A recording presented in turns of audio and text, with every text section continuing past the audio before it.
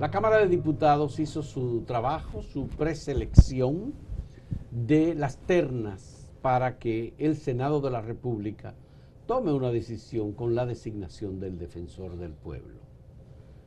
No estamos tratando el tema de la Cámara de Cuentas porque en este caso tenemos a Pablo Ulloa, que es uno de los presentados o seleccionados por la Cámara de Diputados a unanimidad para que sea considerado como terna y el Senado tome la decisión para la Defensoría del Pueblo. Los tres preseleccionados fueron Henry Merán, diputado muy vinculado al partido Fuerza del Pueblo; Fidel Santana, ex diputado del Frente Amplio, dice que renunció del Frente Amplio en septiembre del año pasado; y Pablo Ulloa, abogado vinculado a la creación y organización administrativa del Tribunal Constitucional de República Dominicana. Pablo Ulloa está con nosotros, le agradecemos que haya aceptado esta conversación y nos interesa tener su valoración del proceso hasta este momento en el que ha sido incluido en la terna. Finalmente. Finalmente.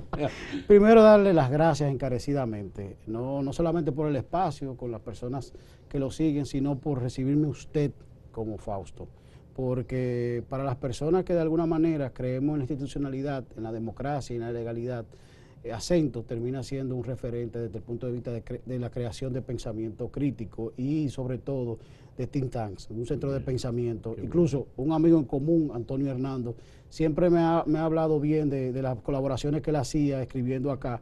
Y yo tengo una mejor valoración de usted y su medio como tal. Gracias. ¿Tú conoces a Antonio Hernando? Bueno, Antonio Hernando incluso fue de las personas internacionales que endosó el apoyo a que yo me presentara como defensor del pueblo, porque él fue 3 veces vocero del PSOE.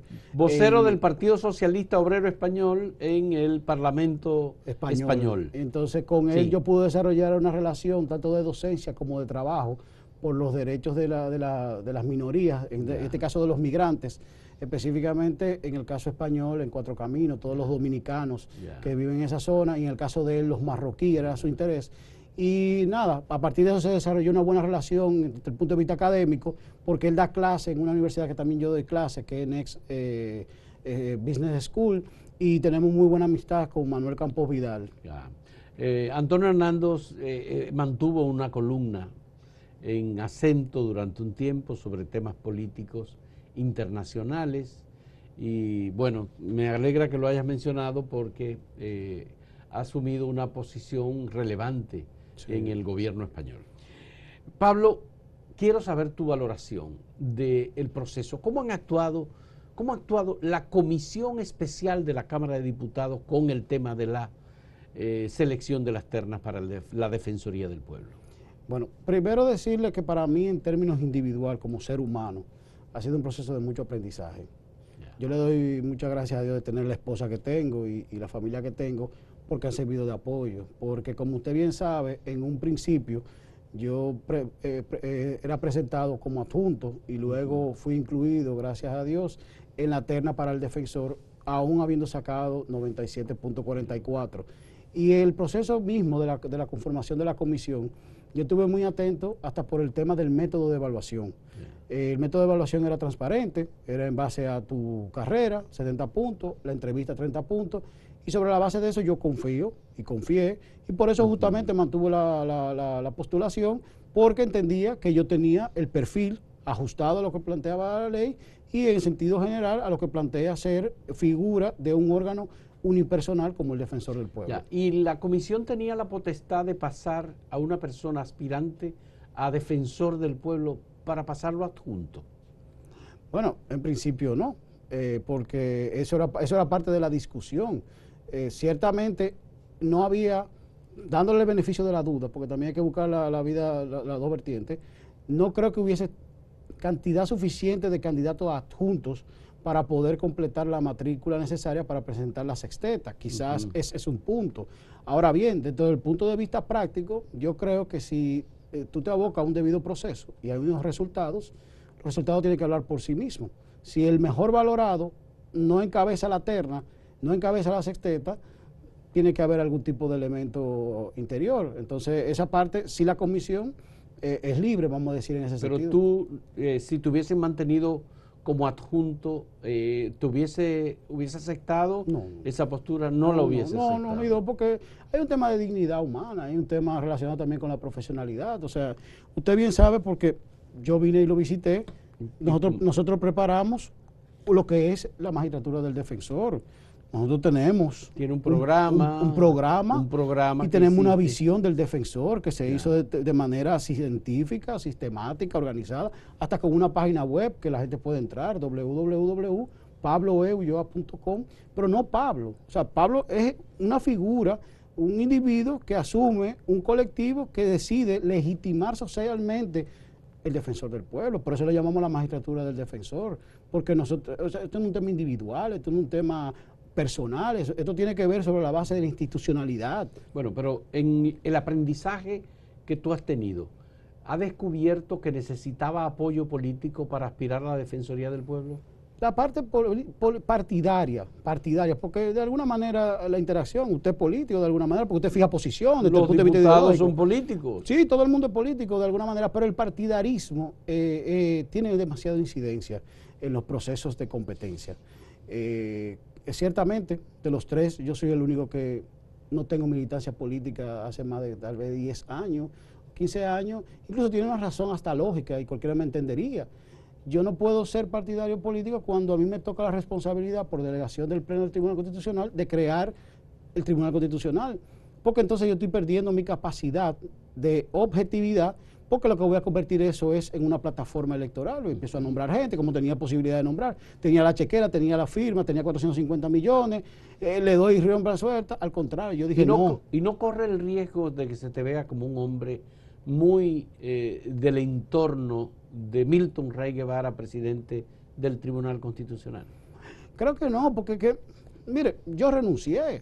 O sea, ¿para qué? Para afrontar otros proyectos en mi vida, crear un colegio, crear una fundación, y ahí están los campos de béisbol de la UNFU, dar clase internacionalmente, tengo de alguna manera o sea, elementos internacionales que ideológicamente como tal pesan más en mi vida que muchas relaciones primarias que yo puedo tener con muchas personas. Por igual pudieran decir de mucha gente que me tiene muchos afectos. Por ejemplo, don Negro Vera fue de las personas que me endosó. Incluso yo estaba en un programa recientemente y él llamó y en vivo valoró que a mí se me abrieron los ojos. O sea, fíjese que desde el punto de vista de los afectos y de lo que tiene que ver con una ciudadanía responsable, yo estoy bien valorado, tengo buenos avales y es lo importante en este proceso. Y en la calificación me dijiste que obtuviste un 97.44%. De 100. De 100. Y que fuiste el mejor calificado en esa valoración que hizo la Comisión de Diputados. Así fue, gracias a Dios y a un esfuerzo, porque de todo esto, y yo sé que aquí lo ven este medio, independientemente de que su nivel académico es bien alto, lo ven muchos jóvenes. Aquí lo que subyace es un individuo dominicano, un ciudadano dominicano, que se preparó para una posición sobre la base de un esfuerzo de un colectivo y de un sacrificio personal. Por eso usted ve que José Luis Mayorano, el primer defensor del pueblo argentino y el único latinoamericano, iberoamericano que ha sido presidente del Instituto Internacional de Ombudsman, con sede en Suiza, es mi coordinador de asesores. El primer defensor del pueblo de Panamá, Ítalo Antinori, para ponerle ejemplo. De Mayorano hemos recibido correos y comentarios sobre artículos que hemos publicado sobre el tema de la Defensoría del Pueblo. Y él me ha mandado, bueno, el libro de él, para que la gente entienda, es el libro más grande que hay de Defensores del Pueblo, con 4 tomos y prácticamente 2 ediciones diferentes. O sea, es un ser humano que tiene 40 años trabajando el tema del defensor del pueblo, y él incluso en el libro que va a salir nuevo habla del caso mío, y se lo digo porque coincidimos en la Universidad Nacional de Educación a Distancia de España, porque a ambos nos pidieron 2 artículos para su revista académica, y él decía que él nunca había conocido una persona que se haya preparado para asumir una función pública, como es el caso de Pablo Ulloa. De Pablo Ulloa. Vamos a hacer una primera pausa con Pablo Ulloa, aspirante a la Defensoría del Pueblo. La decisión está en manos del Senado de la República, que en los próximos días deberá evaluar las ternas que le fueron presentadas por la Cámara de Diputados. En un momento volvemos.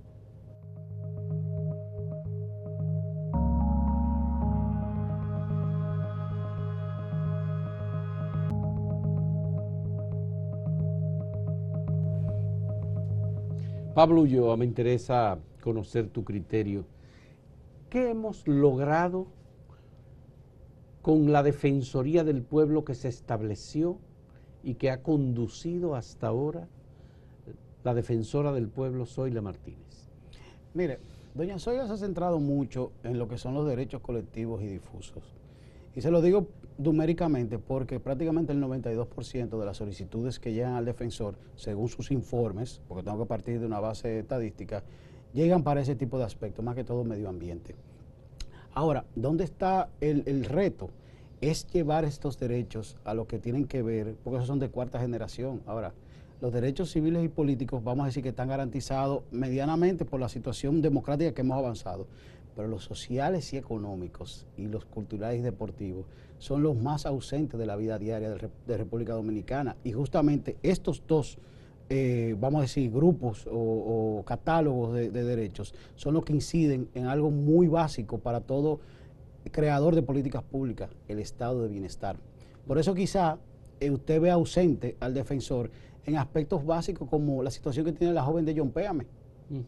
Hizo un bien, quizá no lo hizo de manera correcta, y en vez de buscar una solución normal, lo que recibe una citación, lo que recibe una amonestación de la autoridad en este caso. De la autoridad, de la Fiscalía. De la Fiscalía del Distrito Nacional. Sí. Usted tiene un ejemplo de los desvinculados en las empresas públicas, o sea, en instituciones públicas. Bueno, es un tema del defensor poder incluso ayudar al administrador en ese sentido a elementos básicos como tiene que ver preparar un flujo de caja, poder hacer un proceso gradual, porque no le estoy diciendo que no puede. Ahora, debe hacerlo de la manera correcta. Entonces, esos respetando la ley de servicios civiles y carrera administrativa. A partir de eso, no hay el elemento de la dignidad humana, porque, óigame, también el proceso de cancelación o de desvinculación, como ahora se llama, se tiene que hacer respetándote a ti como ser humano. Y eso es lo que uno termina. Es decir, que tu criterio es que el defensor del pueblo es un colaborador, totalmente, acompañante del ciudadano frente a la autoridad. Un interlocutor. Para poder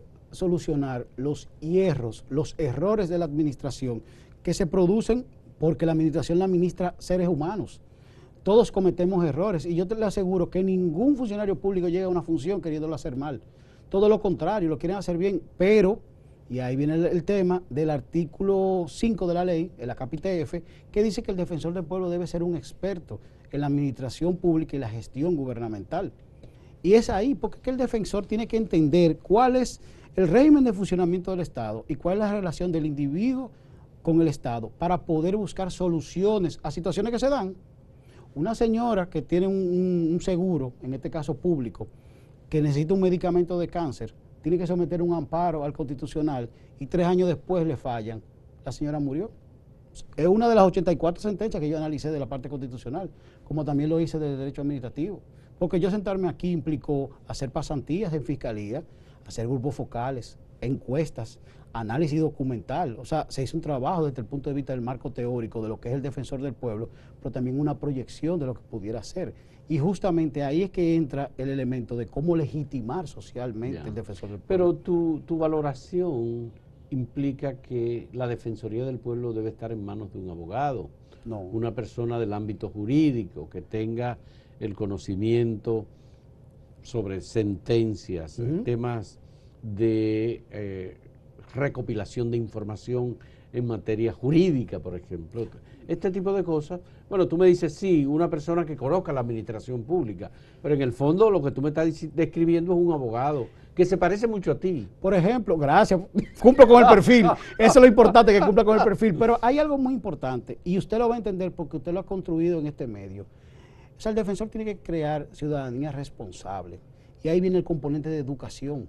Por eso cuando nosotros diseñamos lo que es el defensor del pueblo, que visualizamos para República Dominicana, tiene un componente que nosotros llamamos la oficina de oportunidades. Pero todo eso es educativo.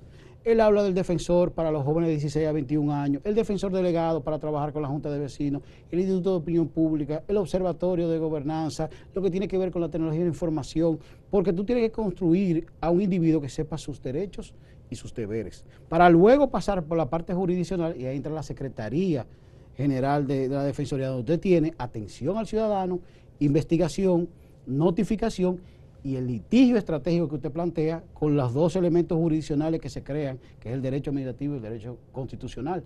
Pero un tercer elemento, la parte organizacional. Tiene que haber una dirección ejecutiva que pueda certificar en norma calidad todo esto, como se hizo en el Tribunal Constitucional antes de yo renunciar. Pero Zoila Martínez de Medina no ha construido... Lo que pasa es que la visión... digamos, ese perfil de la Defensoría del Pueblo, que aunque está en el estamento, en la ley 1901, realmente ha estado ausente. Lo que pasa es que ahí viene... Porque es una Defensoría del Pueblo asistencialista la que tenemos. Pero ahí viene mucho el elemento más central de esta discusión, y se lo quiero aseverar para que usted entienda. El defensor del pueblo de los órganos extrapoder es el único unipersonal. Los demás son colegiados, con mayorías cualificadas. Entonces, quien asuma la Defensoría del Pueblo tiene que tener una visión de cuál es la sociedad que está plasmada actualmente. Por eso yo le digo, o sea, yo no me he quedado nada más en la reflexión de la Defensoría de doña Zoila en este caso, la Defensoría del Pueblo, para no personalizarlo, sino que he tratado de ver experiencias. Por ejemplo, en Colombia, el defensor puede actuar desde el punto de vista penal, pero en Panamá tienen un parecido más a nosotros. Ecuador, los debates se dan a otro nivel porque se ha institucionalizado algunos aspectos. Entonces, todas esas partes positivas es la que yo quiero traer en una defensoría y darle un relanzamiento, porque lo que existe está. Tiene que asumirlo y en base a lo que tú estás visualizando, poder proyectar una defensoría que en 6 años usted va a tener una realidad diferente. Digamos que los senadores no deben tener ninguna preocupación con respecto al rol que puede jugar el defensor del pueblo que sea antipolítico. Mire, le voy a decir un tema conceptual por el nivel de la audiencia. El defensor del pueblo es un apéndice del poder legislativo, y se lo explico. El legislador tiene 3 funciones básicas: legislar, fiscalizar y representar. Ellos, según la Constitución, delegan en 2 instituciones parte de su responsabilidad, que es el defensor del pueblo para la buena administración y la Cámara de Cuentas para lo que tiene que ver con lo contable financiero. Entonces, en el caso mío, que es el que estamos conversando, yo justamente lo que apuesto es a una institucionalidad democrática. O sea, creo que de todos, aparte del perfil, tengo la inteligencia emocional y el equilibrio para poderle decir con certeza lo que yo le estoy planteando es lograble y no es sobre la base de construir crisis. Al contrario, este país, bajo la situación actual de COVID, que tenemos una situación económica y de salud difícil, no necesita sobresalto, al contrario, lo que necesita es paz social. Sí. ¿Cómo se relaciona el defensor del pueblo en materia de derechos con las decisiones del Tribunal Constitucional? Bueno, según la ley orgánica del Tribunal Constitucional, que es más avanzada que la 1901, porque la 137 fue luego de la Constitución, el defensor del pueblo tiene 3 herramientas básicas que son, más que todo, definidas en un solo concepto: los amparos. Entonces, el defensor del pueblo puede actuar como amigo de la Corte en cualquier proceso que lleve una persona. Y hay un punto clave ahí, mi don, y es que el derecho constitucional, por su especialización, es un derecho que es caro, porque los especialistas son caros. Sí.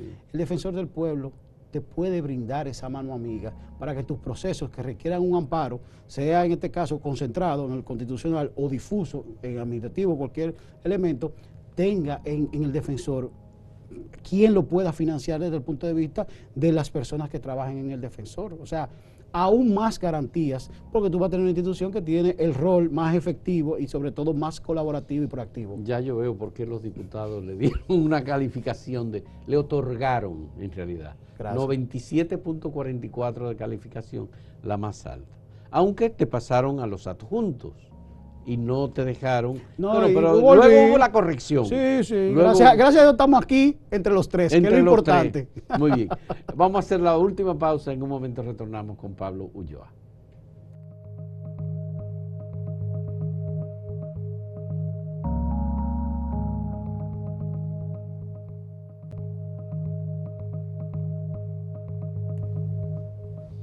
Pablo, me interesa saber ¿cuándo el Senado de la República podría tomar esta decisión? ¿Podría ser la Semana Santa o podría ser posteriormente? ¿Cómo es eso? Sí, tendrá que ser luego de Semana Santa, porque ayer, Luego, sí, ya. luego, porque ayer se conformó una comisión especial Ya. presidida por el senador de Los Santos, de Sánchez Ramírez, y que tiene a su entender, que, o sea, la posición del Pleno del Senado es que tienen que rendir un informe al 8 de abril. Ya. O sea, eso pasa Semana Santa. Una es la Defensoría del Pueblo y otra es la Cámara de Cuentas. Exactamente. Son los dos. La ley del defensor del pueblo, la Constitución, mejor dicho, en el artículo 192, plantea que tienen un plazo de 30 días luego de haber recibido las ternas por parte de la Cámara de Diputados. Entonces, ellos tienen un plazo, vamos a decir, estipulado constitucionalmente. Yo entiendo que se daría en un proceso previo. Yo confío realmente que el criterio que prime sea sobre la base de la legalidad y la institucionalidad. Ustedes, los que forman parte de las ternas, en este caso para la Defensoría, no tienen que presentarse o habría la posibilidad de que en el Senado le llamen a ustedes para conversar. Yo creo que habría la posibilidad de que nos llamasen. O sea, ahí los senadores son libres, realmente tienen la potestad de hacer las cosas como consideran. ¿Hay algún impedimento a los aspirantes a la Defensoría, en este caso a los tres, para que ustedes se reúnan con senadores, conversen sobre este tema, que haya cabildeo, que haya algún tipo de diálogo individual con cada senador? Yo le voy a poner un ejemplo que me pasó anoche, lo cual lo veo muy bien, o sea, un ejemplo positivo.